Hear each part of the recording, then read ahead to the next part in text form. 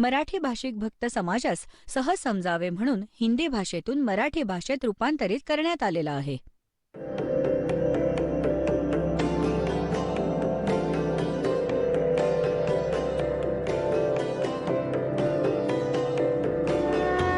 और ज्ञान सब ज्ञान डी कबीर ज्ञान सो ज्ञान और जैसे घोड़ा तोब का करता चले मैदान.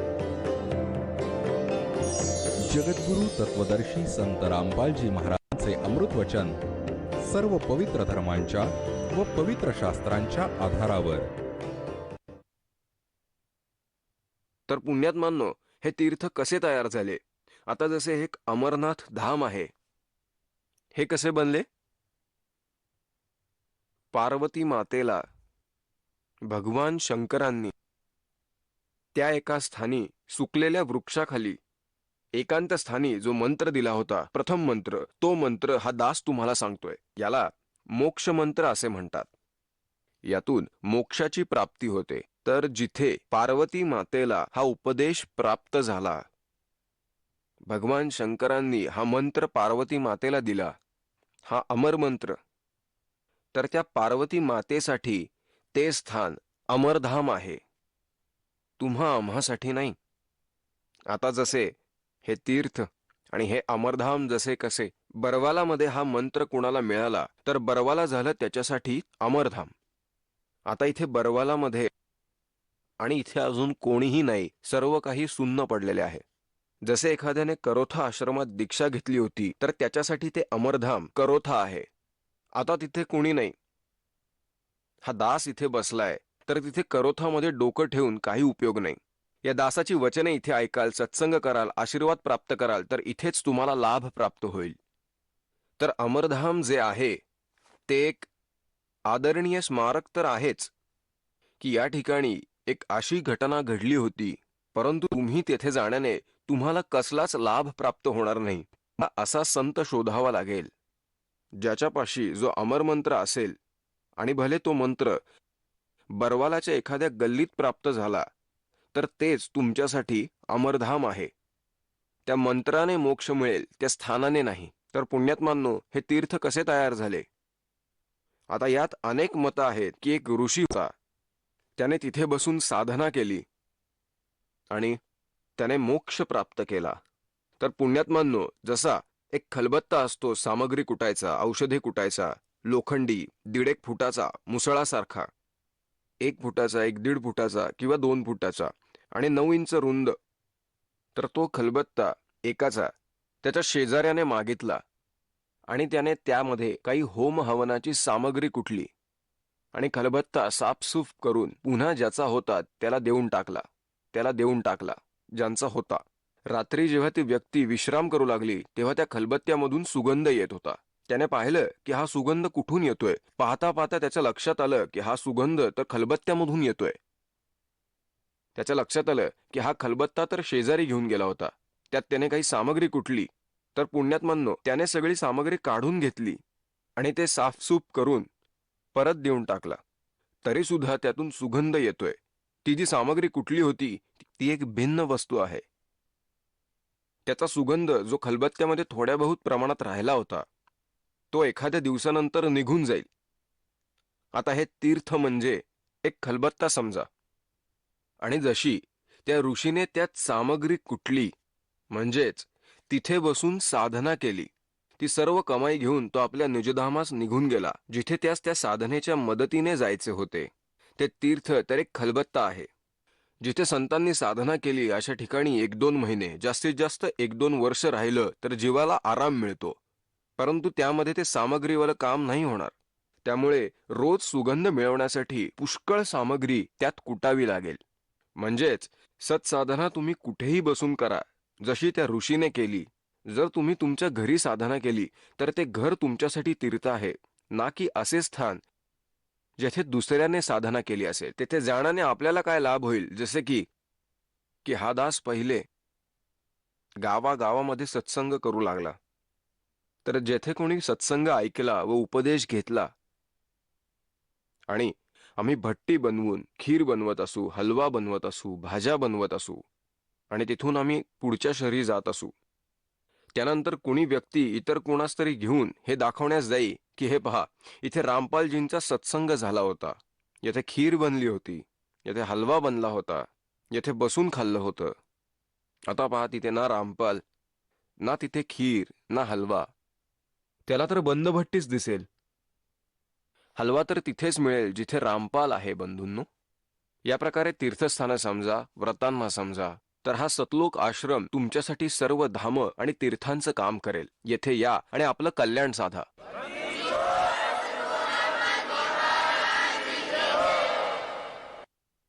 कुठल्याही गुरुला शरण गेल्यास मुक्ती मिळेल हे संभव आहे की नाही?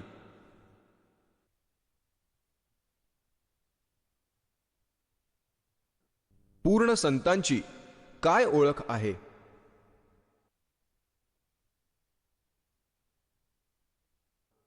पूर्ण मोक्ष कसा मिळेल?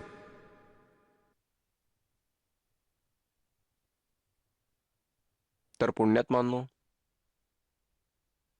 आम्ही श्रीमद भगवत गीताजीचं प्रतिदिन पठण करत असू, गीतेचं वाचन करत असू, आणि आम्ही इतक्या श्रद्धेनं वाचत असू आणि रोज वाचत असू, एक अध्याय किंवा जितकं वाचणं होईल तितकं, आणि त्याने खूप आनंद येत होता. तेव्हा आम्ही वाचायचो, परंतु ज्ञान नव्हतं की यात नक्की काय लिहिलंय. आणि हाच पवित्र सद्ग्रंथ आज आपण पुन्हा वाचणार आहोत, आणि याचे रहस्य देखील जाणून घेतलं तर किती कल्याण होईल सर्वांचे. याचा लाभ तुम्हाला नक्कीच होईल, कारण तुम्हाला समजेल की यात नक्की काय लिहिलेलं आहे. तर यास वारंवार ऐकून कृतार्थ व्हा. आता हे पहा, श्रीमद भगवत गीता गीता प्रेस गोरखपूर वरून प्रकाशित झालेली आहे. जयदयाल गोयंका याचे अनुवादक आहेत. आता यातला मी तुम्हाला गीताध्याय क्रमांक 4 मधील श्लोक क्रमांक 32 सांगणार आहे. आता हा आहे अध्याय नंबर 4 मधला श्लोक नंबर 32. इथे सांगितलेलं आहे की एवं बहुविधा यज्ञा वितता ब्रह्मणो मुखे कर्मजान विद्धी तान सर्वान एवं ज्ञात्वा विमोक्षसे. विमोक्षसे. आता यात ब्रह्मणो मुखेचा अर्थ चुकीचा केला गेला आहे. अनुवादकर्त्याने लिहिलेले आहे की या प्रकारे अनेक विविध प्रकारचे यज्ञ. ब्रह्मणेचा अर्थ केला वेदांची वाणी, आणि मुख म्हणजे वाणीमध्ये. ब्रह्मणाचा अर्थ आहे की त्या परम अक्षर ब्रह्माच्या वाणीमध्ये जे भगवान स्वतःच्या मुखाने ज्ञान सांगतात ते तत्वज्ञान असते. पहिल्यांदा आपण याचा अर्थ पाहूयात की ब्रह्मणा म्हणजे काय असते. गीतेतल्या अध्याय नंबर 17 मधल्या 23व्या श्लोकामध्ये ओम तत्सत इति निर्देश ब्रह्मणा त्रिविध स्मृतः, हा ब्रह्मण हा शब्द आहे. यात ब्राह्मणा तेन वेदाः च यज्ञाः च विहिता पुरा. ओम ओम तत् सत अशा 3 प्रकारचा ब्रह्मण हा म्हणजे सच्चिदानंद घन ब्रह्म, म्हणजेच परमाक्षर ब्रह्माचं पूर्ण परमात्म्याचं नाव सांगितलेलं आहे. याचा अर्थ ब्रह्मण हा म्हणजे सच्चिदानंद घन ब्रह्म. आता आपण पुन्हा 4थ्या अध्यायातल्या त्याच 32व्या श्लोकाकडे वळूयात. येथे असे लिहायला पाहिजे होते की अशा प्रकारे अनेक विविध यज्ञ सच्चिदानंद घनब्रह्माच्या वाणीतून विस्तारपूर्वक सांगितले गेले आहेत. यात प्रश्न असा पडतो की जर हे यज्ञ वेदवाणीतून सांगितले आहेत तर गीता तर वेदवाणीतच लिहिली गेलेली आहे, वेदाचंच सारं सार आहे. तर हा विचार आपल्याला नक्कीच करावा लागेल. एक देशी म्हण होती, भजनी म्हणायचे, कोणी बघितलाय स्वर्ग स्वतः मेल्याशिवाय. स्वतःलाच मरावं लागेल, स्वतःलाच सद्ग्रंथ वाचावे लागतील. तर आता आपल्याला हे काय सांगतात, आपले धर्मगुरू काय बकबक करतात. यांनी आपला नाश करून ठेवलाय आणि आपल्या पूर्वजांना भूत बनवून टाकले आणि त्यांना धक्के खायला लावले. तर आता सर्वांची नौका किनाऱ्याला लागेल, आणि परमात्म्याने सांगितलेलं आहे की तुमच्या 101 पिढ्यांचा मी उद्धार करेन, 101 वंश. भक्ति बीज जो होवे हंसा और तारुं तास के 71 वंशा. 71 म्हणजे 101 वंशांचा उद्धार करेन. आता इथे लिहिलेलं आहे की सच्चिदानंद घनब्रह्मांच्या वाणीमधून आपल्याला इथे वाचायला हवं. सच्चिदानंद घनब्रह्मांच्या वाणीमध्ये विस्तारपूर्वक सांगितले गेले आहे. यज्ञ म्हणजे धार्मिक अनुष्ठानासंबंधीची माहिती विस्तारपूर्वक दिलेली आहे. म्हणजे सच्चिदानंद घनब्रह्माने आपल्या मुखकमलातून उच्चारलेल्या वाणीमध्ये विस्तारपूर्वक सांगितलेली आहे. त्या सर्वांना तू कर्मजान म्हणजे काम करता करता, शारीरिक क्रिया करता करता. नाम उठत नाम बैठत नाम सोत जागबे, नाम खाते नाम पीते नाम शेती लागबे. भगवंताच्या वाणीतून असे मार्ग सांगितलेले आहेत की कर्म करता करता कर्मयोगी देखील बना व ईश्वराचे भजन देखील करा. सच्चिदानंद घनब्रह्मांच्या वाणीत सांगितलंय, नाम उठत नाम बैठत नाम सोत जागबे, नाम खाते नाम पीते नाम शेती लागबे. राम नाम रटते रहो जब तक गट में प्राण, और कदे तो दीन दयाल के भनक पड़ेगी कान. आता ही त्याचीच उदाहरणं आहेत. तर ते कर्म करता करता होणारे जाण याला जाणून त्यांच्या अनुष्ठानाद्वारा त्यांनी सांगितलेल्या साधनेनुसार कर्मबंधनातून सर्वतः मुक्त होशील. आणि त्यानंतर काय सांगितले की हे तत्वज्ञान कुठून प्राप्त कर, तर तत्वदर्शी संतांकडे जाणून घे. हे पहा 4थ्या अध्यायातील आता आपण श्रीमद भगवद्गीतेतल्या 34वा श्लोक वाचूयात. त्या ज्ञानाला ज्याने परमेश्वराने स्वतः येऊन सांगितलेले आहे त्याला तत्वदर्शी विद्वानांकडे जाऊन जाणून घे. त्यांना दंडवत प्रणाम कर. त्यांची सेवा करून मनातील कपट सोडून नम्रतापूर्वक प्रश्न विचारल्याने ते तत्वदर्शी संत परमात्म तत्वाला पूर्णपणे जाणणारे ते ज्ञानी महात्मा म्हणजेच तत्वदर्शी संत तुला तत्वज्ञानाचा उपदेश करतील. आता गीतेचं ज्ञान देणाऱ्याने सांगितलं की मी त्या सच्चिदानंद घनब्रह्माच्या वाणीबद्दल काहीही जाणत नाही.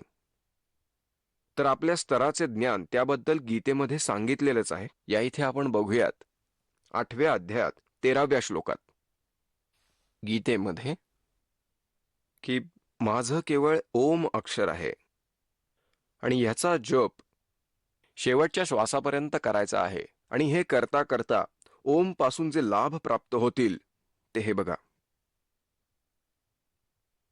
8वा अध्याय श्रीमद भगवद्गीतेचा हा 13वा श्लोक आहे. आता आपण संस्कृत देखील वाचूयात. ओम इति एकाक्षरम ब्रह्म व्याहरन माम अनुस्मरन यः प्रयाती त्यजन देहम स याती परमाम गतीम. आता हे काय म्हणतात की माम ब्रह्म म्हणजे मी एक अक्षर ब्रह्म. ओम इति म्हणजे ओम हे एकच अक्षर आहे. व्याहरण म्हणजे उच्चारण करून, अनुस्मरण म्हणजे स्मरण करून, यः पर्याती त्यजन देहम जो शरीर सोडून जातो, स याती परमाम गतीम म्हणजेच शेवटच्या श्वासापर्यंत ओमचा जप करतो. यांनी इथे ओमचा अर्थ ओमच केलेला आहे. आपण भ्रमित होऊ नका. स याती परमाम गतीम म्हणजेच शेवटच्या श्वासापर्यंत ओमचा जप करतो तो परमगतीस प्राप्त होतो. कुठली परमगती? ओम हा ब्रह्मचा मंत्र आहे. ओमच्या जपाने ब्रह्मलोकाची प्राप्ती होते. आणि गीतेच्या 8व्या अध्यायातील 16व्या श्लोकात असे सांगितलेले आहे की ब्रह्मलोक प्राप्त झालेले प्राणी जन्ममृत्यूच्या फेऱ्यात अडकणार व त्यांना मोक्ष मिळणार नाही. गीताध्याय नंबर 15च्या श्लोक नंबर 4 मध्ये लिहिलेला आहे की तत्वज्ञानी संताच्या प्राप्तीनंतर परमेश्वराच्या त्या परमपदाचा शोध घेतला पाहिजे जिथे गेल्यानंतर साधक कधीच परतून येणार नाही. आणि मग गीतेचं ज्ञान देणारा सांगतो की माझी भक्ती सुद्धा बंद कर, केवळ त्याचीच भक्ती कर, एकट्याची. हे बघा की हा गीता ज्ञानदाता स्वतः 8व्या अध्यायातील 13व्या श्लोकात सांगतो माझं ओम हेच एक अक्षर आहे. यातून हे देखील सिद्ध होतं की गीतेचा ज्ञानदाता हा श्रीकृष्ण नसून स्वतः ब्रह्म आहे, काळ आहे. श्रीकृष्णामध्ये प्रवेश करून जसे भूत बोलतात. आता पहा. ओम इति एकाक्षरम ब्रह्म व्याहरन माम अनुस्मरन य प्रयाती त्यजन देहम स याती परमाम गतीम. ओम या नावाचा जप शेवटच्या श्वासापर्यंत करून जो शरीर सोडतो त्याला ओम या नावापासून मिळणारी परमगती प्राप्त होते. ते आपण बघितलं श्रीमद देवी भागवतमध्ये की ब्रह्मलोकाची प्राप्ती होते. आता ब्रह्मलोकाविषयी काय लिहिलंय 8व्या अध्यायात? तर 8व्या अध्यायाच्या 16व्या श्लोकात म्हटलंय की हे अर्जुन, ब्रह्मलोकापर्यंत ब्रह्मलोकामध्ये गेलेले सर्व प्राणी पुनरावर्तीमध्ये आहेत. आता इथे यांनी स्टार दाखवलेला आहे आणि इथे त्याचं स्पष्टीकरण दिलेलं आहे आणि पुनरावर्ती बाबत बोललेलं आहे. पुनरावर्ती म्हणजे अर्थात ज्याला प्राप्त होऊन परत संसारामध्ये यावे लागेल याला पुनरावर्ती असे म्हटलेले आहे. आता इथे त्यांनी थोडीशी चूक केलेली आहे. परंतु हे कुंतीपुत्र, मला प्राप्त होऊन पुनर्जन्म नाही होत. आता ही काय गोष्ट झाली? हा अनुवाद आहे त्यांचा. जसे गीता अध्याय नंबर 2च्या श्लोक 12 मध्ये आणि गीता अध्याय नंबर 4च्या श्लोक नंबर 5 आणि 9 मध्ये आणि गीता अध्याय नंबर 10च्या श्लोक नंबर 2 मध्ये गीताकर्ता म्हणतो की तुझे आणि माझे अनेक जन्म होऊन गेलेले आहेत, तर जो त्याची भक्ती करेल तोही विनाशवान आणि हाही विनाशवान. तर येथे या मंत्राचा अनर्थ केलेला आहे की मला प्राप्त करून पुनर्जन्म होत नाही. याचा अर्थ असा होतो की हे अर्जुन, जे हे जाणत नाहीत की मला प्राप्त करून देखील पुनर्जन्म आहे अर्जुन, ते ब्रह्मलोकात जातात आणि ब्रह्मलोकात गेलेले प्राणी देखील पुन्हा जन्म घेतात. म्हणजे ते हे जाणत नाहीत की जे ब्रह्मलोकात गेलेले प्राणी आहेत ते पुनरावर्तित आहेत, ते मला प्राप्त करून देखील त्यांचा पुनर्जन्म होतो. याचा अर्थ हा होतो. अन्यथा हे सर्व श्लोक चुकीचे सिद्ध होतात. हे पहा, गीता अध्याय नंबर 2च्या श्लोक नंबर 12 मध्ये, असा कोणताही काळ नाही की ज्याच्यात तू नव्हतास, मी नव्हतो, कोणतेही राजा लोक नव्हते आणि याच्या पुढे आम्ही असणार नाही असे होणार नाही. अर्थात तुमचं आणि माझं सर्वांचंच जन्ममरण चालू असणार आहे. इथे अजून एक संकल्पना स्पष्ट केलेली आहे. अध्याय नंबर 2च्या श्लोक नंबर 17 मध्ये, तू त्याला नाशरहित मान ज्याने हे संपूर्ण विश्व व्यापलेले आहे. म्हणजे ज्याने सर्व ब्रह्मांडाची रचना केलेली आहे. या अविनाशाचा विनाश करण्यासाठी कोणीही समर्थ नाहीये. म्हणजेच गीता ज्ञानदातापेक्षा अविनाशी कोणीतरी दुसराच आहे. आता 4थ्या अध्यायाच्या 5व्या श्लोकात, हे पुण्यात्मांनो, गीताजींच्या पठणाने मोक्ष प्राप्त होतो असे म्हणतात. तर हा पाठ देखील आपण करूयात. याचाही आपणास लाभ होईल. सद्ग्रंथाच्या वाचनातून केवळ ज्ञान यज्ञाचा लाभ होतो. मोक्ष तर त्या पवित्र मंत्रांनीच मिळतो, त्या वास्तविक मंत्रांमुळेच होतो. हे तर आपल्याला अजून माहितीच नव्हते. पण हे तर नक्कीच होते की सद्ग्रंथांच्या वाचण्याने आपल्याला काही आध्यात्मिक लाभ हा नक्कीच मिळतो. ते देखील आपण येथे याच्याबरोबर प्राप्त करून घेऊयात. गीता अध्याय नंबर 4च्या श्लोक नंबर आपण 5 कडे येऊयात. येथे हा संस्कृत श्लोक आहे आणि येथे याचा अनुवाद आहे. हे परंतप अर्जुन, माझे आणि तुझे अनेक जन्म होऊन गेलेले आहेत. त्या सर्वांना तू जाणत नाहीस, परंतु मी मात्र जाणतो. ठीक आहे, समजलं की हा सांगतो की माझेही जन्म होतात आणि तुझेही होतात. आता 10व्या अध्यायातला दुसरा श्लोक तुमची संकल्पना अजून स्पष्ट करेल. हा सांगतो की हे अर्जुन, माझ्या उत्पत्तीबाबत ना ऋषीमुनी जाणत ना कोणी देव जाणत, कारण हा ब्रह्मा विष्णू महेशाचा पिता आहे आणि दुर्गा ही ब्रह्मा विष्णू महेशाची माता आहे. यांच्यापासून उत्पन्न झालेले सर्व ऋषी मुनी, मनु, वासिष्ठ इत्यादी यांच्यानंतरची जी संतती आहे त्यांना तर कसे कळणार की हे काळाचे पुत्र आहेत? तर पुत्र आपल्या पित्याची जन्मतारीख जाणू नाही शकत. ती तर त्याला त्याचे आजोबा सांगतील, दिवसाचा दिवस सांगतील. तर त्या आजोबांनी जो सर्वांचा रचनाकार आहे, जो सर्वांचा पालनकर्ता आहे, कबीर परमेश्वराने यांच्या सर्व उत्पत्ती संबंधी सांगून ठेवलंय. आता बघूयात श्रीमद भगवद्गीता नंबर 10च्या अध्यायामध्ये आणि श्लोक नंबर 2 मध्ये, माझ्या उत्पत्तीबद्दल, हे तर चुकीचं आहे. म्हणजे माझ्या उत्पत्तीला ना देवता लोक जाणत, प्रभवम म्हणजे उत्पत्ती, नाही महर्षी देखील. कारण सर्व प्रकारे सर्व देवतांचा आणि ऋषीमुनींचा मी आदिकर्ता आहे, म्हणजेच माझ्यापासून यांचा जन्म झालेला आहे. यातून एक गोष्ट तर स्पष्ट झाली की याचा जन्म तर झालेला आहे आणि हा स्वतःच मान्य करतो की याचे जन्म व मृत्यू होतात. तर 8व्या अध्यायातील 16व्या श्लोकात असा अर्थ लावला की मला प्राप्त करून पुनर्जन्म होत नाही, हा अनर्थ आहे. आपण पुन्हा 8व्या अध्यायातला 16वा श्लोक बघूयात. आता आपण आलोय गीता अध्याय नंबर 8च्या 16व्या श्लोकाकडे. आता आपण संस्कृत वाचूयात.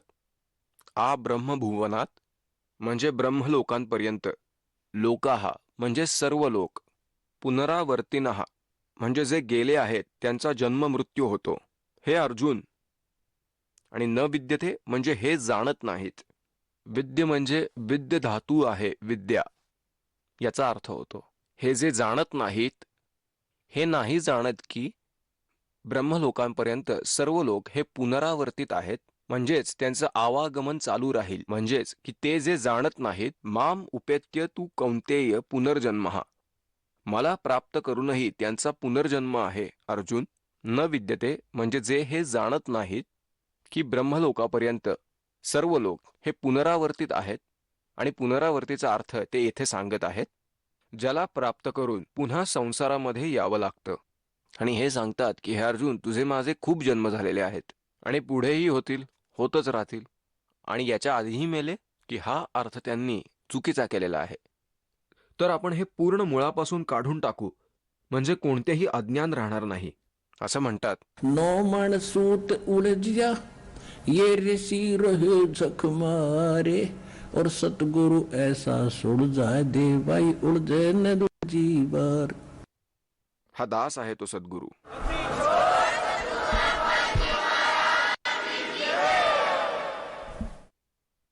आता आपण वाचणार आहोत अध्याय नंबर 15 मधल्या श्लोक 1 पासून 4 पर्यंत. आता हे पहा. श्रीमद भगवद्गीता पंचदशो अध्याय म्हणजे 15वा अध्याय. पहिल्या श्लोकात सांगितलेलं आहे, ऊर्ध्वमूलम अधशाखम अश्वत्थम प्राहु अव्ययम छंदासी यस्य पर्णानि यः तम वेद स वेदवित. याचा अर्थ असा आहे की ऊर्ध्वमूलम म्हणजे आदी पुरुष, परमेश्वर रूप, जे मूळ आहेत. आता या पवित्र ग्रंथाला जाणून घेण्या अगोदर आता इथे एक चित्र आहे. वर मुळं आणि खाली 3 गुणरूपी फांद्या, उलट लटकलेल्या संसाररूपी वृक्षाचं हे चित्र आहे. हे बघा, हे चित्र व्यवस्थित पहा, हे नीट बघूयात, हे पूर्ण बघूयात.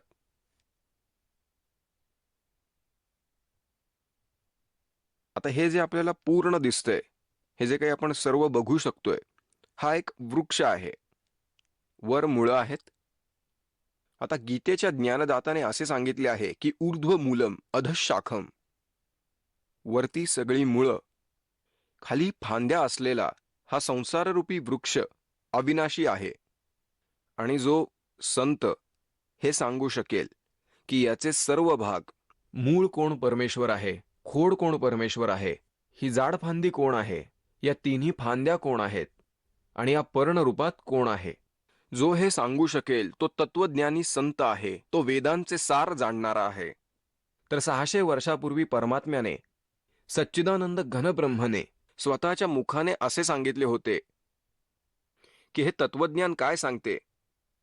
अक्षर पुरुष हा एक वृक्ष आहे, याला क्षरपुरुष म्हणा, ज्योत निरंजन म्हणा, अथवा ब्रह्म म्हणा. हे मोठं खोड आहे आणि तिन्ही देव फांद्या आहेत आणि पर्णरूपी संसार. आता काय म्हणतायत, रामानंदजींना जे परमात्मा भेटले होते आणि ते सतलोकी घेऊन गेले होते. रामानंदजी गीता आणि वेदांचे, पुराणांचे अतिशय विद्वान ज्ञानी पुरुष मानले जात होते. तेव्हा ते रामानंदजी म्हणाले, हे भगवान, आपल्या ज्ञानापुढे माझी बुद्धी तर लहान बालकाप्रमाणे होती. तुम साहेब तुम संत हो, तुम सतगुरु तुम हंस, और गरीबदास तेरे रूप बिना और न दूजा अंश. तूच परमात्मा आहेस आणि तूच सद्गुरू आहेस, आणि तूच एक खरा हंसरूपी भक्त आहेस. मी तर विकारी प्राणी आहे, तर त्या परमात्म्याने स्वतः येऊन आपल्या मुखाने हे ज्ञान सांगितले. त्यांनी त्यात सांगितले, अक्षर पुरुष एक पेड़ है, सरपुरुष वाकी डार और तीनों देवा शाखा है, ये पात रूप संसार. तर परमात्मा सत्पुरुष होते, तत्वज्ञानी संतांची देखील भूमिका बजावत होते. आणि त्यानंतर जे महापुरुष झाले त्यांना परमेश्वराने आपले रूप दाखवले, सतलोकी घेऊन गेले आणि पुन्हा येथे आणून सोडलं. ते तर परमात्म्याचे पुण्य आत्माच होते, परंतु त्या काळी यांना सार्वजनिक करायचे नव्हते. आता त्या महापुरुषांनंतर हा दास पाठवलेला आहे आपला गुलाम, आपल्या मुलाबाळांपर्यंत हे ज्ञान पोचवण्यासाठी. हे सद्गुरू आहेत आज.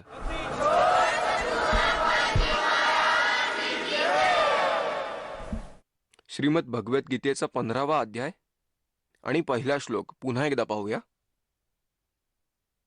आता हे काय म्हणतात की आदी पुरुष परमेश्वर मूळ अधशाखम. अतिशय सोप्या भाषेत सांगितले. आता आमची लहान मुलं पण सांगतील की ह्यांनी ही बकवास केलेली आहे. ते म्हणतात ब्रह्मारूप हे मुख्य शाखा आहेत. अधः म्हणजे खाली. आता दुसऱ्या मंत्रात 15व्या अध्यायात दोनदा अधः म्हणलेलं आहे आणि हे विज्ञानी, हे इंजिनियर्स स्वतःच अनुवाद करत आहेत. अधः म्हणजे खाली, अधः म्हणजे खाली. आता इथे ब्रह्मा कुठून आला? यांची बुद्धी काळाने भ्रमित करून ठेवली होती. हे जे असे वेड्यासारखे बोलतात ते, याचा सरळ अर्थ असा होतो की वर मुळं आणि खाली फांद्या असलेला उलटा लटकलेला पिंपळाचा वृक्ष आहे. आणि जे संत याचे सर्व भाग विशद करू शकेल की खोड कोण आहे, मूळ कोण आहे, पानं कोण आहे, फांद्या कोण आहे, तो खरा तत्वदर्शी संत आहे. याचा सरळ साधा अर्थ आहे. आता हे बघा, आता हे काय सांगतात इथे, वरती आदी पुरुष मूळ रूपी परमेश्वर. हे तर बरोबर आहे की वर जी मुळं आहेत ती म्हणजे आदी पुरुष सच्चिदानंद घनब्रह्म आहे, जो सर्वांचा पालन करता आहे, जो सर्वांचा उत्पत्ती करता आहे, जो सर्वांचा धनी आहे. तो तर मूळ मालक आहे. तो वर सतलोकामध्ये असतो आणि ते सतलोक, अलख लोक, आगम लोक आणि अनामी लोक, हे सतलोकाच्या वर असणारे अजून काही भाग आहेत जे अविनाशी सिद्धांताचा भाग आहे. ते सुदृढ आहेत, ते कधीही नाश पावत नाहीत. तर यात याचा देखील उल्लेख आहे. गीतेमधील ज्ञान बहुत करून सांकेतिक आहे आणि संकेत किंवा कोडवर्ड तर शिक्षक लोक जाणतात की ही जेव्हा बालकं होती यांना कख सुद्धा माहिती नव्हतं याच्यातलं. काही धर्मगुरूंनी, वेद गीतेच्या अनुवादकर्त्यांनी उलटपुलट करून या सगळ्या अनुवादाचा खेळखंडोबा करून टाकला. आता हे काय अनुवाद करतात की आदी मूळ रूपी परमेश्वर. तर हे मूळ समजा, हे एकदम बरोबर आहे. आता इथे मात्र यांचं इंजिन घसरलेलं दिसतंय, म्हणजे बुद्धी. अधशाखम ब्रह्मरूप म्हणजे मुख्य शाखावाले. हे असं नाही तर खालच्या फांद्या असं असायला हवं होतं. संसाररूपी पिंपळाच्या वृक्षाला अविनाशी म्हणतात. वेद ज्याची पानं, यांनी छंदाचा अर्थ वेद असा केला. छंद म्हणजे विभाग, तुकडे, त्यांना पानं म्हटलं गेलं. आणि अशा संसाररूपी वृक्षाची जो पुरुष समूळ तत्व जाणतो, मूळ म्हणजेच मुळापासून पानापर्यंत सांगणारा, सह वेदवित, तो सर्व वेदांचे सार जाणतो. अर्थात तो तत्वज्ञानी संत आहे. तो संत तत्वदर्शी संत आहे जो याचे सारे भाग सांगू शकेल. तर हे तुम्ही या दासाकडून जाणून घ्या. अक्षर पुरुष एक पेड़ है और निरंजन सरपुरुष वाकी डारे, तीनों देवा शाखा है, ये पात रूप संसार.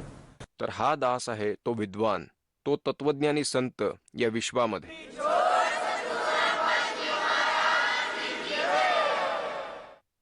आता आपण नेक्स्ट पुढच्या मंत्राकडे जाऊयात. याच्यामध्ये काय सांगितलंय? गीता अध्याय क्रमांक 15 श्लोक नंबर 2. याचा अनुवाद त्यांनी असा केलाय की संसाररूपी वृक्षाची 3 गुणरूप आहेत. रजगुण ब्रह्मा, सद्गुण विष्णू आणि तमोगुण शिवजी ही रूपं आहेत. पाण्याद्वारा मोठी झालेली नाहीयेत. हे विषय प्रवाला शाखा, या विषय विकारवाल्या फांद्या आहेत, असा त्याचा सोपा अर्थ आहे. आता खाली आणि वर सगळीकडे नाही. ऊर्ध्वम म्हणजे वर आणि अधः म्हणजे खाली. वर आणि खाली पसरलेली आहेत मनुष्य लोकामध्ये. कर्मानुबंधनी मुलानी म्हणजेच कर्मानुसार बांधून ठेवणारी, जखडून ठेवण्यासाठी, बांधून ठेवण्यासाठी हे मुख्य कारण आहे. हे संसाररूपी वृक्षाचे मूळ नाही, आपल्याला या कर्मानुसार बांधून ठेवणारी, कर्मसंस्कारांना जखडून ठेवण्याची या तिन्ही फांद्या मुख्य कारण आहेत. ब्रह्मा विष्णू महेश हे वर आणि खाली सगळ्या लोकांमध्ये नाही, वर आणि खाली व्याप्त आहे. जसे या पृथ्वी लोकावर हे जे गीतेमधलं ज्ञान सांगितलं जात होतं, वर एक स्वर्गलोक आहे तर खाली पाताळ लोक. या तिन्ही लोकांमधल्या प्राण्यांवर या ब्रह्मा विष्णू महेश म्हणजे रजगुण ब्रह्मा, सद्गुण विष्णू, तमगुण शिवजीचा प्रभाव आहे. तर यात हे सांगितलंय की वर आणि खाली या तिन्ही गुणांच्या शाखा पसरत चाललेल्या आहेत. आता गीता ज्ञानदाताने काही संकेत कोडवड सांगितलेले आहेत की वरती मुळं आणि खाली तिन्ही गुणरूप असलेल्या शाखा. आता हे पहा, आता आपण दुसरा श्लोक म्हणूयात 15व्या अध्यायाचा. प्रथम आपण पाहिला जो तत्वदर्शी संत जो सारे भाग सांगू शकेल. आता दुसऱ्यात काय सांगितले आहे की त्या संसाररूपी वृक्षाचे त्रिगुण रूप म्हणजे रजगुण ब्रह्मा, सद्गुण विष्णू आणि तमगुण शिवजी हे समजून घ्या. विषय प्रवाला शाखा म्हणजे विषय विकारांच्या शाखा, ही तर शाखा आहे. खाली आणि वर म्हणजे वर स्वर्गलोकी आणि खाली पाताळलोकी हे ज्ञान पृथ्वीवर सांगितलेले आहे, पसरलेलं आहे. आणि मनुष्य लोकात, पृथ्वी लोकात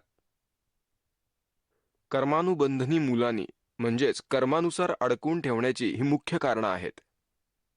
खाली आणि वर अशा शाखा पसरलेल्या आहेत हे सिद्ध झाले. वरती स्वर्ग आणि खाली पाताळ आणि हा पृथ्वी लोक आहे.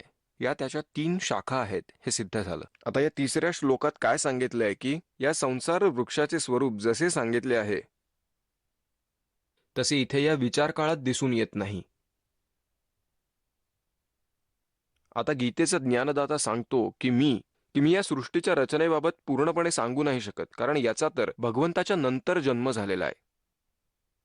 शिवाय याच्या आधी अंतासंदर्भात मी काहीही सांगू शकत नाही. इथे तुझ्या माझ्यात चाललेल्या गीताजीच्या चर्चेत मी नाही सांगू शकत याबाबत. ते जर तू तत्वदर्शी संतांना विचारलंस तर ते तुला सांगू शकतील.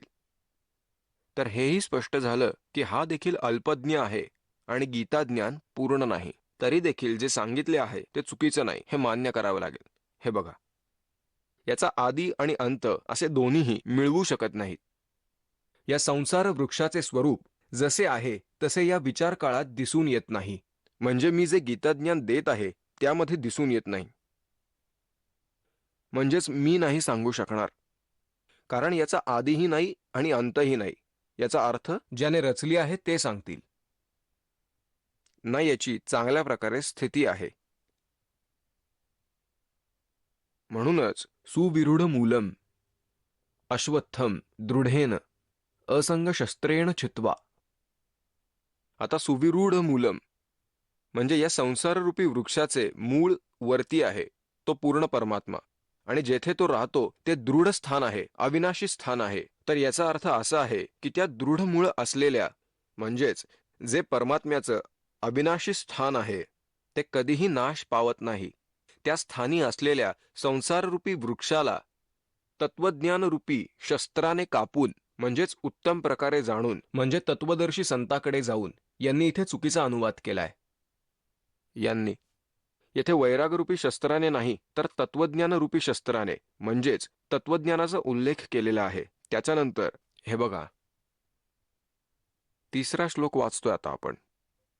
सुविरूढ मूलम, या सुविरूढ मूलम म्हणजे अतिशय दृढ मूळ असलेले म्हणजेच त्या अविनाशी स्थानी असलेले भगवंत यांना, पिंपळाच्या वृक्षाला, संसाररूपी माहितीला दृढेन म्हणजे दृढ, असंग शस्त्रेण म्हणजे हे वैरागरूपी शस्त्र नाही तर तत्वज्ञानरूपी शस्त्राने कापून म्हणजेच त्या तत्वज्ञानी संतांना भेटल्यानंतर त्यांच्याकडून हे ज्ञान मिळाल्यावर. हा 4 श्लोक आहे 15व्या अध्यायाचा. त्यानंतर त्या परमपदरूपी परमेश्वरास, त्याच्यानंतर त्या परमपदरूपी परमेश्वरास जाणीवपूर्वक शोधलं पाहिजे. जेथे गेलेले पुरुष म्हणजे साधक पुन्हा फिरून संसारी येणार नाहीत. आणि ज्या परमेश्वरापासून पुरातन म्हणजे जुने म्हणजे आदी अशा सनातनी संसार वृक्षाची विस्तारपूर्वक प्राप्त झालेली आहे. आणि त्याच आदी पुरुषाला म्हणजेच नारायणाला मी शरण जातो. अशा प्रकारे दृढनिश्चय करून त्या परमेश्वराचे मनन आणि चिंतन प्रपद्ये म्हणजे पूजा करावयास हवी. सिद्ध झालं की त्या तत्वदर्शी संताच्या प्राप्तीनंतर याचा अर्थ असा आहे की परमेश्वराच्या त्या परमपदाचा शोध घेतला पाहिजे, त्या सतलोकाचा, जिथे गेल्यानंतर साधक पुन्हा फिरून कधीही संसारी येत नाहीत आणि केवळ त्याचीच भक्ती कर. गीताकरता म्हणतो की माझी देखील भक्ती सोड. तर पुण्यात्मांनो, आता गीतेतला अध्याय नंबर 15च्या श्लोक 16 आणि 17 मध्ये पाहूयात.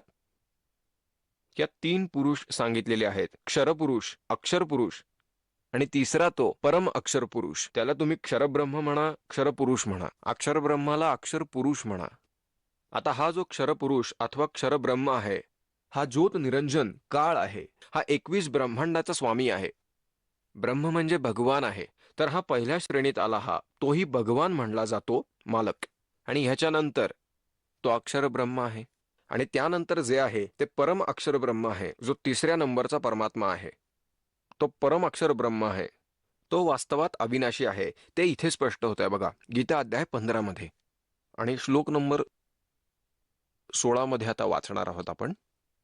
याच्यामध्ये द्वो इमो पुरुषो लोके क्षरच अक्षर एवच क्षर सर्वाणी भूतानी कुटस्थ अक्षर उच्यते.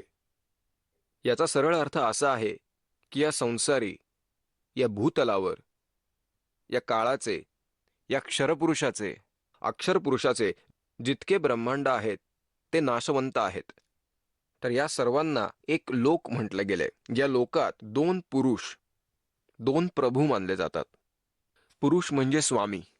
जसं की क्षरपुरुष आणि अक्षरपुरुष, हा क्षरपुरुष 21 ब्रह्मांडाचा स्वामी आहे, पुरुष आहे. आणि हा अक्षरपुरुष 7 शंख ब्रह्मांडाचा स्वामी आहे. आणि याहून वेगळा जो 3रा परमाक्षर ब्रह्म आहे, तो असंख्य ब्रह्मांडाचा स्वामी आहे, प्रभू आहे, पुरुष आहे, ज्याच्यामध्ये क्षरपुरुष आणि अक्षरपुरुष देखील येतात. आता बघा, आता आपण इथे वाचतोय 15व्या अध्यायातील 16वा श्लोक. यांनीच केलेला अनुवाद वाचूयात.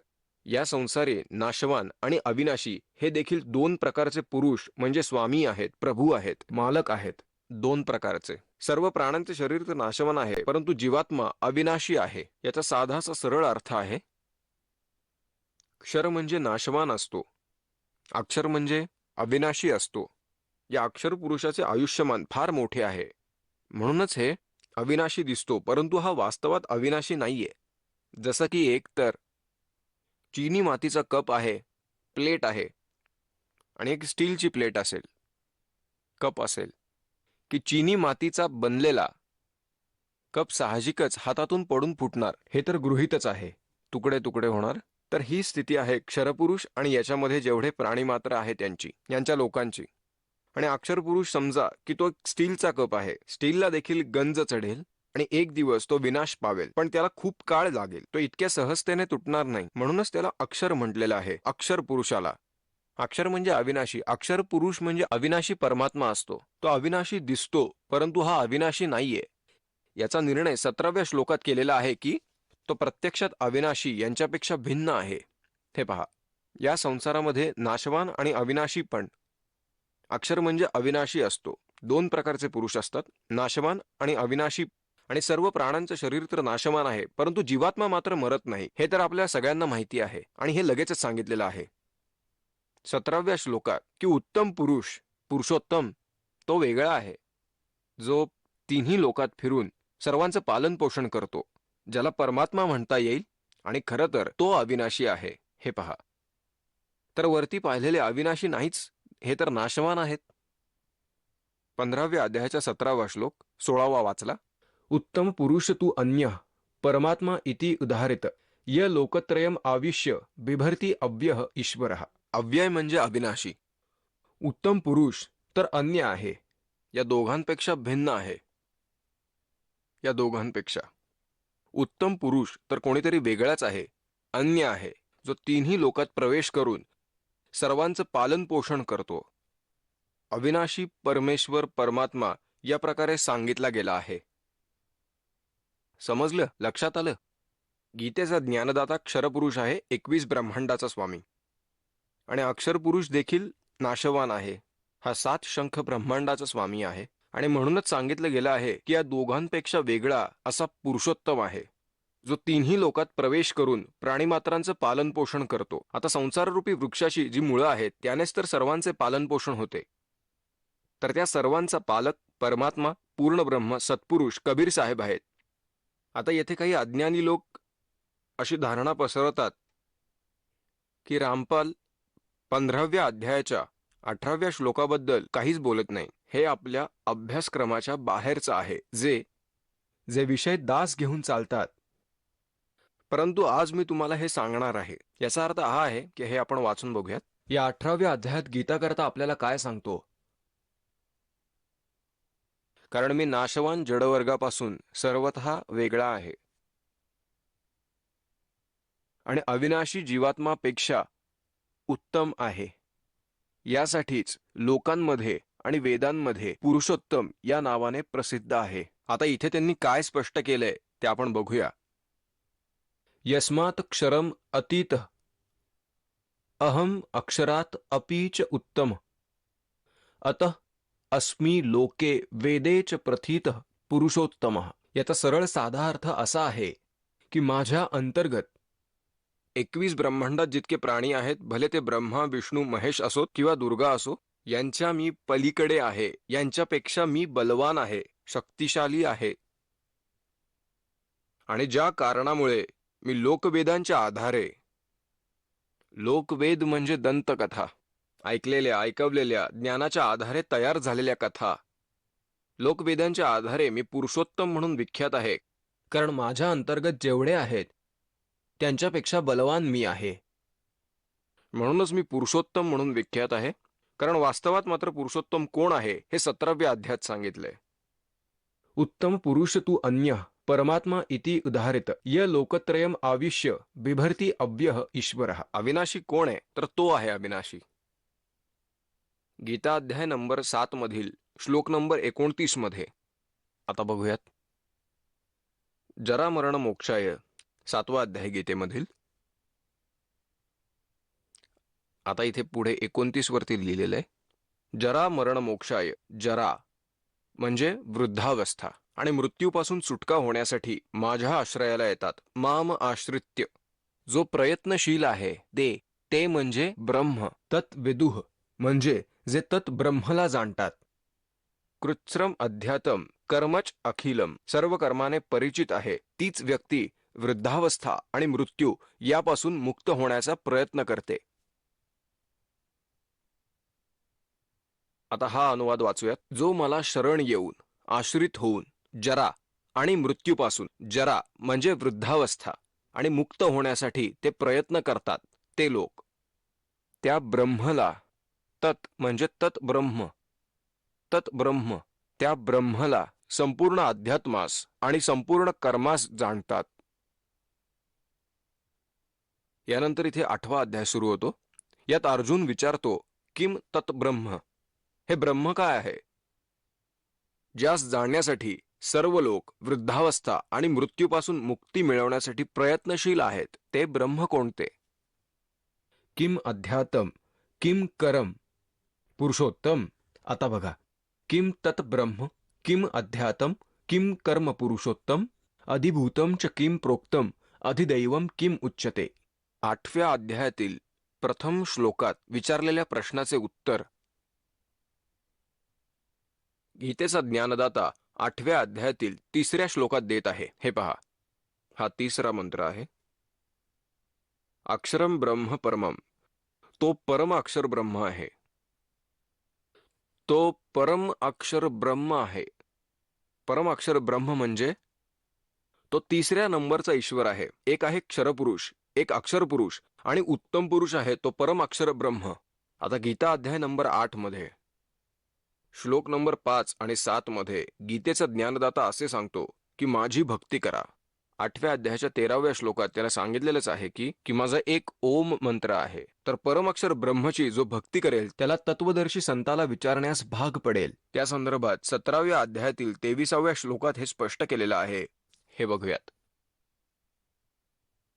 गीता अध्याय नंबर 17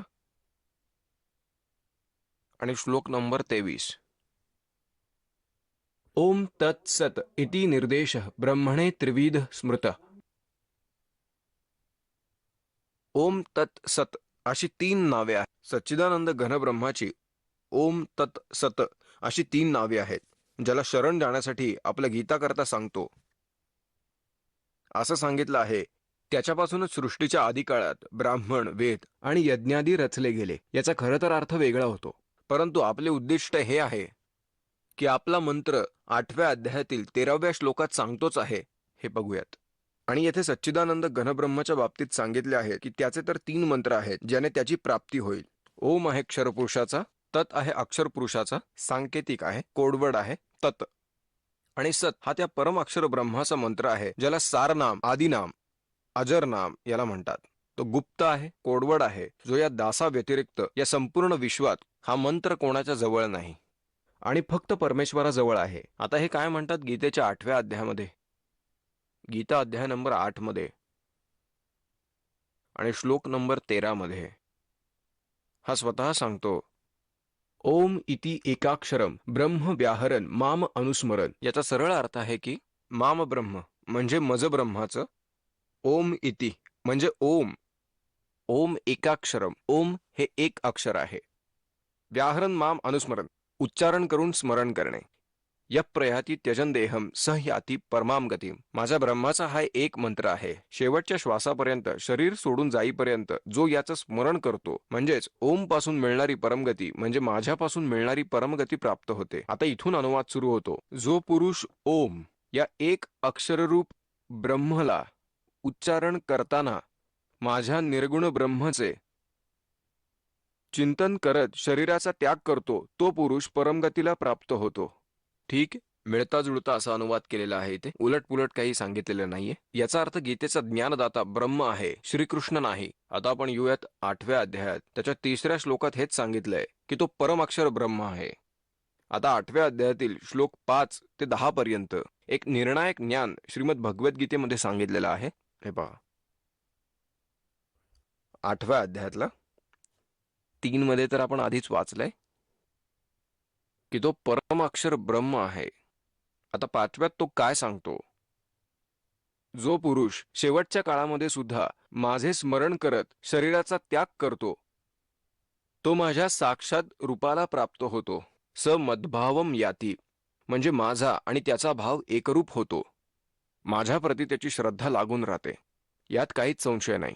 6व्या श्लोकाचा असा सरळ अर्थ आहे की तो दास तुम्हाला सहज सांगू शकेल, जिथे आशा तिथे तो जाईल. म्हणजे जो व्यक्ती कोणत्याही इष्ट देवतेचं मरणकाळी स्मरण करेल तो त्याला प्राप्त होईल.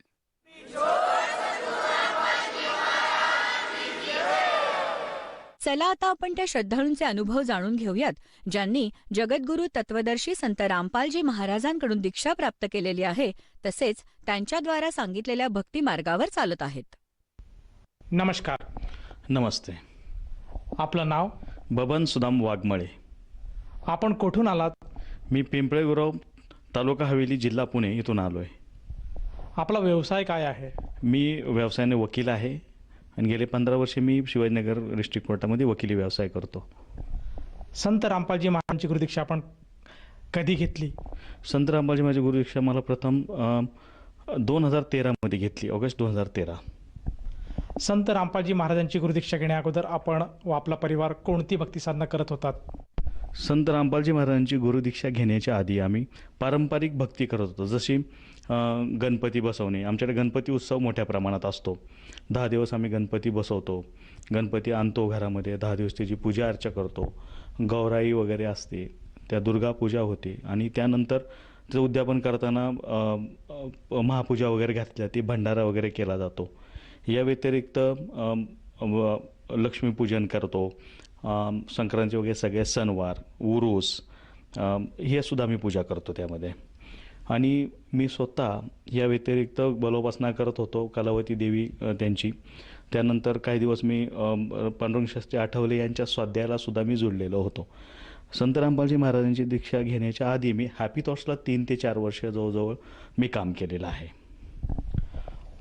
सर, जसं आपण सांगत आहात की आपण पूर्वीपासूनच भक्तिमार्गात आहात, एक अध्यात्म हा आपला आवडीचा विषय आहे आणि त्या अनुषंगाने आपण वेगवेगळ्या संतांकडनं जाऊन त्यांचा जो काही भक्तिमार्ग ते आपल्याला सांगत आहेत त्या भक्तिमार्गावर आपण परिक्रमा करत होतात. मला असं विचारायचं आहे की आपण एक व्यवसायाने वकील आहात आणि वकील म्हणजे आज समाजामध्ये एक आदराचं स्थान आहे. वकिलाकडे जर बघितलं तर वकील हा एक ज्ञानी माणूस म्हणून ओळखला जातो. तर आपण आज सुशिक्षित आहात, वकील पेशात आहात, तरीसुद्धा आपण साधू संतांच्या मागे जाऊन त्यांच्याकडनं आपण नामोपदेश घेत आहात. आणि आज जर समाजामध्ये जर बघितलं तर समाज हा साधू संतांकडे बघण्याचा समाजाचा जो दृष्टिकोन आहे हा वेगळा आहे. साधू संतांना ते एक ढोंगी म्हणून किंवा एक अज्ञानी आणि समाजाला लुबाडणारा व्यक्ती म्हणून बघतात. तर आपण वकील असूनसुद्धा आपण या विपरीत भक्ती साधनेकडे का वळालात? ह्याला कारण असं होतं की जर मी लहानपणापासूनच जसं बलोपासना मी करत होतो, मी 4थीला होतो, पहिल्यापासून मला गोष्टीचं आकर्षण होतं. विशेष म्हणजे जेव्हा मी संत रामपालजी महाराज यांची गुरुदीक्षा घेतली आणि नाम घेतल्यानंतर मी त्यांची पुस्तकं वाचली आणि जवळजवळ हे सगळं करत असताना मला क्लॅरिटी आली. आणि जेवढ्या सत्संगला मी गेलेलो होतो आणि त्या सत्संगमधून मी जे पाहिलं तर माझं कधी समाधान झालं नाही या गोष्टीसाठी की मला अंतिम सत्य काय. प्रत्येक जागी मला असं व्हायचं की मी जायचो आणि माझ्या प्रश्नांची उत्तरं न मिळाल्यामुळे, अंतिम सत्य न मिळाल्यामुळे किंवा त्यांच्या आराधना न पसनी पडल्यामुळे मला ते सोडून द्यावं लागायचं. परंतु संत रामपालजी महाराज इथं आल्यानंतर तशा माझ्या प्रश्नाची उत्तर मला मिळायला लागली. अंतिम सत्य, परमात्मा काय, किंवा आपल्या बाबतीत आपण सगळ्या साधना केल्यानंतर आपल्या अडचणी काय येतात, आपल्या घरात वाईट गोष्टी काय घडतात, लोक आजारी का पडतात, ह्याची कारणं मला मिळायला लागली असती. जेव्हा मला कळालं की नाही, अंतिम परमेश्वर जो आहे ज्याबद्दल कोणीच काय सांगत नाही, ते फक्त गुरुजीच सांगतात. आणि गुरुजी ही भक्ती जी देतात ती वेदांच्या आणि गीतेच्या आधारे देतात. ते असंच काय सांगत नाही. शिवाय सर्व धर्मांच्या धर्मग्रंथाच्या आधारे त्यांनी आम्हाला ते भक्ती शिकवली आणि ते ग्रंथ मी त्यावेळेसुद्धा वाचून काढले. पण गुरुजींच्या जो आल्यानंतर त्यांचे प्रवचन ऐकल्यानंतर ते ग्रंथ कळाले आणि त्याचं खरं मर्म माझ्या लक्षात आलं. मग या साधनेशी जुळून गेलो. माझा व्यवसाय हा स्वतंत्र विषय, पण माझं आध्यात्मिक ज्यासाठी मी आलेलो होतो गुरुजींकडं, तो माझा संपूर्ण पूर्ण झालेला आहे. म्हणून मी संत रामपालजी महाराजांची दीक्षा घेतली. सर, जसं आपण सांगत आहात की आपण संत रामपालजी महाराजांचं हे ज्ञान आपण समजून घेतलं आणि त्यानुसार आपण संत रामपालजी महाराजांची नामदीक्षा घेतली. पण मला असं विचारायचं की आज आपण वकील पेशात आहात आणि वकील पेशामध्ये संविधानाला एक महत्त्वाचं स्थान आहे. संविधान काय म्हणतं आणि संविधानाच्या विपरीत जर एखाद्या माणसाने कृती केली तर तो गुन्हेगार म्हणून शोधला जातो. तर अध्यात्मामध्ये अशा काही प्रकारचं काही ज्ञान आहे का की ज्याला आपण ऑथेंटिक ज्ञान म्हणू शकतो आणि त्या ज्ञानानुसारच एखाद्या भगत आत्माने भक्तिविधी किंवा साधना करायला हवी? माझं असं प्रामाणिक मत आहे की संत रामपालजी महाराजांनी दिलेली भक्ती साधना आणि त्याद्वारे जाणाऱ्या या गोष्टी, त्याद्वारे ज्या उपासना होतात त्या करणं हे ऑथेंटिक ठरेल आज तरी. कारण त्या मी स्वतः गेलेले आणि माझं असं प्रामाणिक मत झालेलं आहे की हीच अंतिम साधना आहे आणि ह्यातनंच माणसाला मोक्ष मिळू शकतो किंवा आध्यात्मिक प्रगती होऊ शकेल. सर, पण यासाठी काही पुरावा, असा काही ठोस पुरावा आपल्याला बघावयास मिळेल का की त्या पुराव्याच्या आधारे आपण सांगू शकाल की संत रामपालजी महाराज हेच खरं तत्त्वज्ञान देत आहेत? ह्यासाठी पुरावा असं की आज त्यांचे जेवढे जे भक्तगण आहेत आणि सर्व समाजामध्ये बाकीच्या तुम्ही आज गुरु पाहिले की अनेक पंथ आहेत, आपल्याला अनेक संत गेले. आज त्यांच्यामध्ये जे काही प्रकार समाजात चालले आहेत की ज्यामुळं लोक आश्रम किंवा गुरु विश्वास राहिलेला नाही, तसा प्रकार संत रामपालजी महाराजांच्या बाबतीत होत नाही आहे. त्यांचे अनेक शिष्य देशभर आणि देशाच्या बाहेर देखील आहेत. हा पुरावा पुरेसा आहे. आणि त्यांनी ज्या ज्या संतांशी चर्चा केल्या त्या ऐकल्या नाही की गोष्ट स्पष्ट जाणवते की त्यांच्याकडे अंतिम सत्य आहे. कारण त्यांनी अनेकांना या बाबतीत चर्चेमध्ये माघारी घेण्यास भाग पाडलं संत रामपालजी महाराजांनी. त्यामुळं ह्यांचं जे ज्ञान जर ऐकलं तर लक्षात येतं की हे सत्य आहे म्हणून. मी वकील म्हणून काम करताना मला अनेक लोकांशी संबंध येतो किंवा बऱ्याच गोष्टी आमच्या समोर येतात. संत रामपालजी महाराजांची ज्यांनी दीक्षा घेतली त्या सर्व बाबतीत मी एक गोष्ट अशी सांगू इच्छितो की समाजात हुंडाबळी किंवा हुंडा घेणे ही एक परंपरा झालेली आहे. परंतु संत रामपालजी महाराजांचे जे काही शिष्य आहेत ते कधी हुंडा घेत नाहीत. त्या हुंड्यासमोर कोणत्याही समस्या कधी निर्माण होण्याचे प्रश्न आहे. शिवाय निर्व्यसनी आहेत, कोणते व्यसन करत नाही आहेत. त्यानंतर महत्त्वाची गोष्ट म्हणजे अशी आहे की ह्या सगळ्या गोष्टीसाठी जे समाजावर विपरीत परिणाम होतो हुंडा घेण्यामुळं किंवा व्यसनांमुळं तो होत नाही. शिवाय जे जे भक्त लोक आहे संत रामपालजी महाराजांचे ते भ्रष्टाचारसुद्धा करत नाहीत. आता ह्या सगळ्या गोष्टी सगळ्या खूप चांगल्या आहेत आणि समाजात कुठल्याही संताचे किंवा कोणत्याही प्रवचनवर किंवा त्यांची संगत पाहिजे त्यामुळे हे प्रकाशन जाणवणार नाही. केवळ गुरुजींच्या दीक्षेमुळं लोक असे वागतात आणि एवढ्या चांगल्या मार्गाला जातात. त्यामुळे गुन्ह्याचं प्रमाण कमी राहतं आणि सगळ्यात महत्त्वाची गोष्ट म्हणजे लोक सुशिक्षित होऊन चांगल्या समाजाची निर्मिती होऊ शकते. मला असं वाटतं की ह्या वकिली पेशामध्ये मी हे काम करताना हे फार मला कमी जाणवलेलं आहे आणि ही खूप गरजेची गोष्ट आहे. आणि ह्या सगळ्या गोष्टीमुळे मी इतका प्रभावित झालो की ही दीक्षा घेणं आणि त्यानंतर त्याप्रमाणे चालणं मी निश्चित केलं आणि मी त्याप्रमाणेच वागतोय. सर, जसं आपण सांगत आहात की संत रामपालजी महाराजांचं ज्ञान हे अंतिम सत्य आहे. त्यासाठी आपल्याला शास्त्र, धर्मग्रंथ जे काही आपले हिंदू धर्माचे, त्याचप्रमाणे हे सर्व धर्माच्या ग्रंथ आज संत रामपालजी महाराजांचा हा खरा मार्ग आहे, याला एक बेस आहे. तर हा अनुषंगाने आपण संत रामपालजी महाराजांची नामदीक्षा घेण्यास आपण उत्सुक झाले आणि त्यांची नामदीक्षा घेतली तर हे बोलणं काही वावगं ठरणार नाही. पण मला असं विचारायचं आहे की जेव्हा आपण संत रामपालजी महाराजांची नामदीक्षा घेतली आणि त्या सद्भक्तीला आपण लागलात, त्यानंतर आपल्याला व आपल्या परिवाराला काय काय लाभ प्राप्त झालेत? संत रामपालजी महाराजांची दीक्षा घेतल्यानंतर मला पहिला लाभ तर हा झाला की मला जो किडनी स्टोनचा खूप जुना त्रास आहे, साधारणतः 2002 पासून, त्यातनं मला सगळ्यात म्हणजे माझे 3 ऑपरेशन झाले त्या बाबतीत, परंतु ते सतत क्रिएट होतं. आता तो कमी झाला आहे, त्यामुळे माझं स्वास्थ्य आता व्यवस्थित आहे. दुसरी महत्त्वाची गोष्ट म्हणजे ज्यावेळेस मी लास्ट टाईमला आजारी होतो खूप, की मला जेवणसुद्धा जात नव्हतं, 15 दिवस माझी अवस्था अतिशय भयानक होती.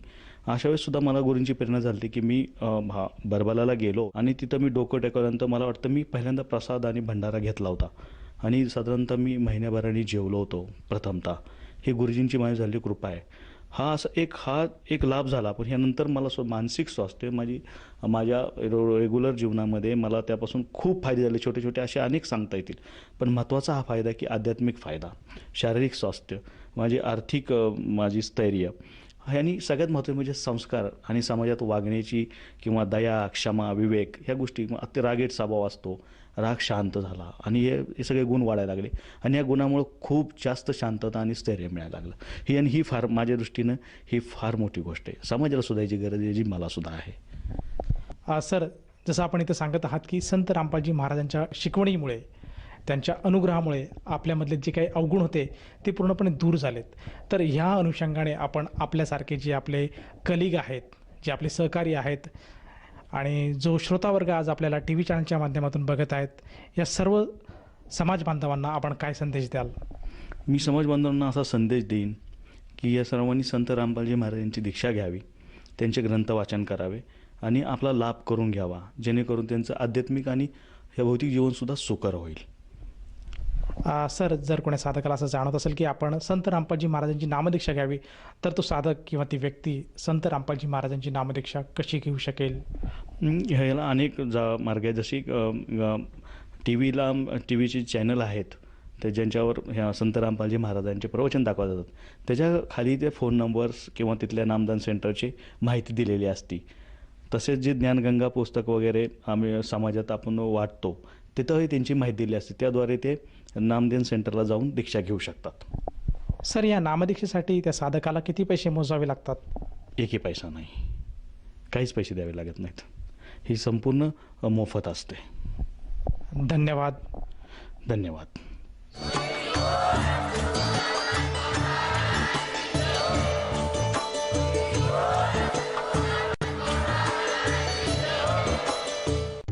आपण ऐकत होता जगद्गुरु तत्वदर्शी संत रामपालजी महाराजांचे मंगल प्रवचन.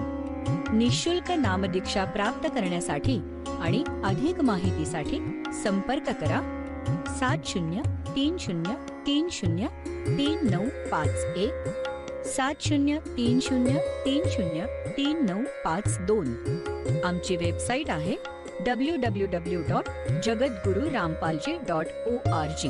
सर्व पवित्र धर्मांच्या व पवित्र शास्त्रांवर आधारित प्रमाणित अनमोल पुस्तक ज्ञानगंगा किंवा जगण्याचा मार्ग यापैकी कोणतेही एक पुस्तक निःशुल्क मागवण्यासाठी आम्हाला आपले पूर्ण नाव, पूर्ण पत्ता, पिनकोड सहित आणि फोन नंबर लिहून 7030303951 7030303952 नंबरवर SMS करू शकता किंवा आम्हाला 7030303950